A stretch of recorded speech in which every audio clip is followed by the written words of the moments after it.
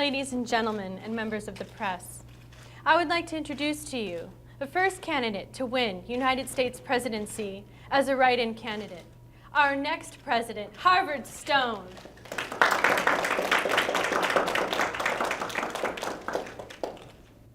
Thank you, members of the press, for appearing at this unscheduled press conference.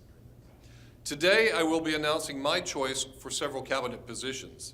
The first position is the Secretary of the Treasury, then the Secretary of Defense, followed by my choice for the Secretary of State. Let us begin with the announcement of my choice for the Secretary of the Treasury.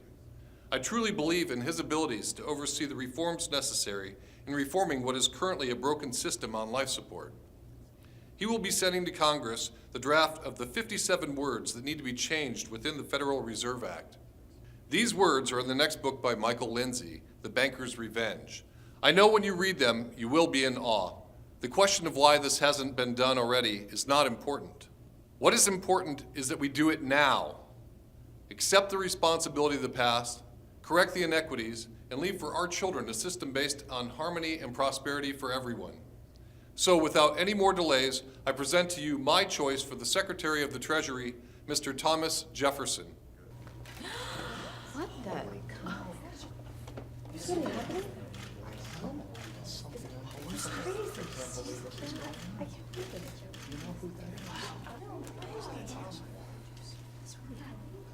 it. Mr. President-elect, I would like to thank you for selecting me as your Secretary of Treasury. I promise to carry out the duties of this office and introduce the legislation you have drafted at the next meeting of Congress after you take your oath of office.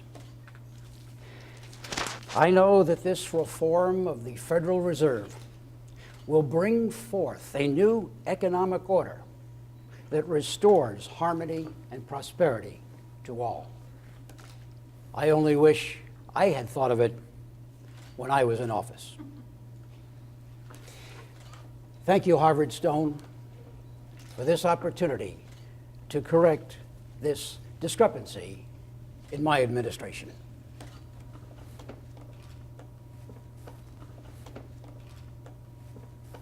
Now, for the next cabinet selection, the Secretary of Defense is a position that requires certain qualities in order for that individual to be successful. His battlefield experience definitely gives him insight into what our men and women in uniform need to complete the tasks laid before them. Ladies and gentlemen, I give you my selection for the Secretary of Defense, General Dwight D. Eisenhower. What the? Is it happening? It's crazy. I can't believe it. Thank you, Mr. President-elect, for the great honor to serve in your new administration as the head of the world's greatest military, the United States Armed Forces. I can assure you that the military-industrial machine has met its match with me. There will be no more $20,000 wrenches and $10,000 toilet seats in the military budget. Thank you, Harvard Stone.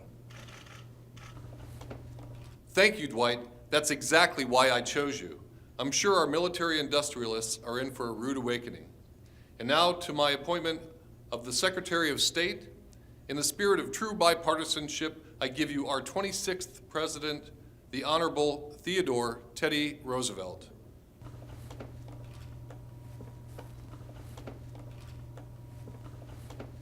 Nine-tenths of wisdom is being wise in time. Thank you, Mr. President-elect. I look forward to guiding you through these tumultuous times. I once said, when the Senate calls roll, the senators do not know whether to answer present or guilty. Mr. Stone, I need you to amend that to include our House of Representatives. I also said, if you could kick a person in the pants for all your troubles, you wouldn't sit down for a month. But my fellow Americans, you used your votes as rifles and voted the right man in for our president. A vote is like a rifle. Its usefulness is determined by the character of the user. Mr. President, I can tell you that our State Department will be whipped into shape as soon as I arrive. I've loaded up my rifles and my moose head to show those woeful little pansies it's time to get off the dime. And remember, 9/10 of wisdom consists of being wise in time. Thank you, America, and get ready.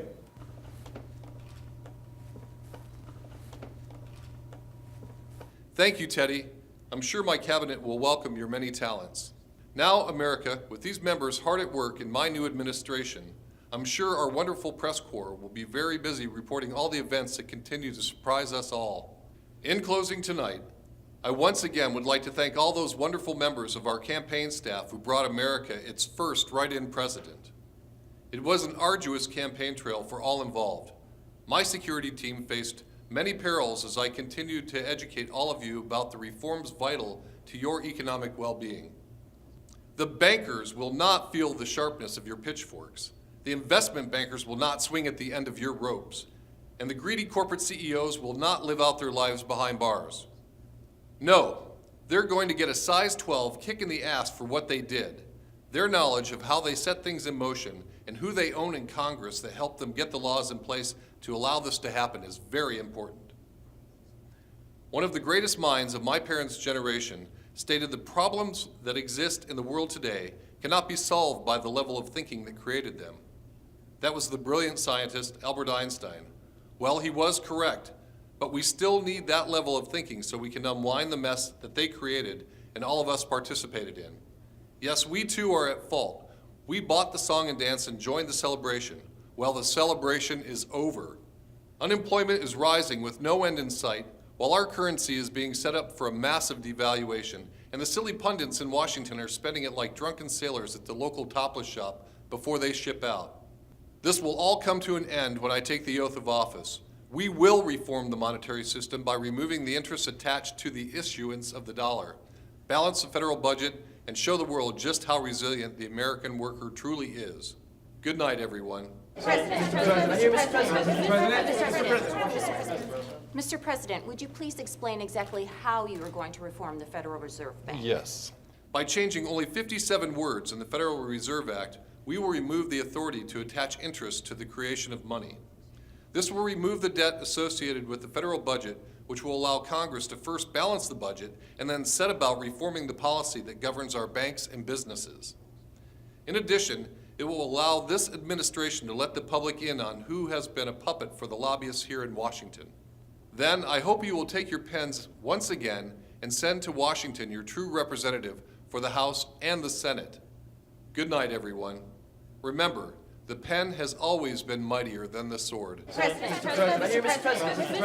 President.